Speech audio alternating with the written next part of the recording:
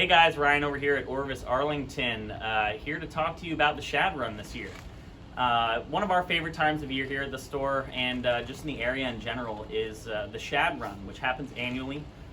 We're in one of the best places in the country, a really unique area where we get to experience the migratory shad run every year in the springtime. So just a little background, shad are a species that spend most of their life in saltwater. And every year in the spring, they start to migrate up into certain tidal areas like the Potomac River here in DC, Virginia, as well as the Rappahannock. And they really move up in great numbers and great mass and nice size fish too, on average anywhere from a pound up to 4 or 5 pounds as well. And it's a great time to go out and target those species as they come into those rivers. They get kind of condensed into an area where you can really target them pretty effectively if you have the right type of equipment. And today we're just going to talk to you a little bit about the gear that we recommend that you have if you do decide to go out and target those shad.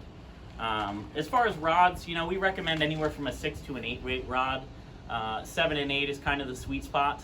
We've got the Helios 3D here in an 8 weight paired up nicely with that Mirage reel.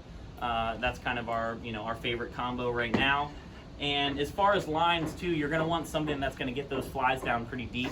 There are some deeper spots. There's a lot of current in those rivers. They are a pretty big river, so you're going to need some weight to get those flies down. Our fly line of choice is going to be the Pro depth charge line. Anywhere from a 200 to a 300 grain sinking line is really going to help you get those flies down there where they need to be in order to have some effective shad fishing. And that full sinking line is really, what we recommend, especially on the Potomac River, where there really are some deeper spots and there's a lot of water moving there. Also, really important is fluorocarbon. Definitely want to have fluorocarbon leaders and tippet on there. A little bit heavier than your traditional shad line. We're recommending anywhere from 10 to 16 pounds. I bought a couple spools of 12 pound personally. I think that's kind of a sweet spot there.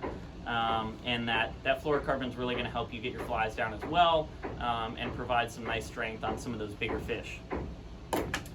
If you are fishing the Rappahannock though, you don't necessarily have to have that sinking line, that full sinking line. Another alternative is just to throw on one of our poly leaders, our sinking leaders. A 10-foot fast sinking to an extra fast is going to be enough to get you down in that area where you need to be, and is a little bit of an alternative to buying a new sinking line as well. As far as flies, pretty simple. We've got a great variety here of colors and sizes, different weights as well. They don't tend to be particularly picky, so it's good to have a little bit of a variety as they can get kind of dialed into one certain color. But plenty of options here, fully stocked on all of your favorite shad darts, so definitely come on by and check them out and pick our brain on those, some of our favorites as well. And if you like to tie your own flies too, we've got plenty of materials. We will also be releasing a video too to kind of walk you through the steps of tying one of our favorite shad darts.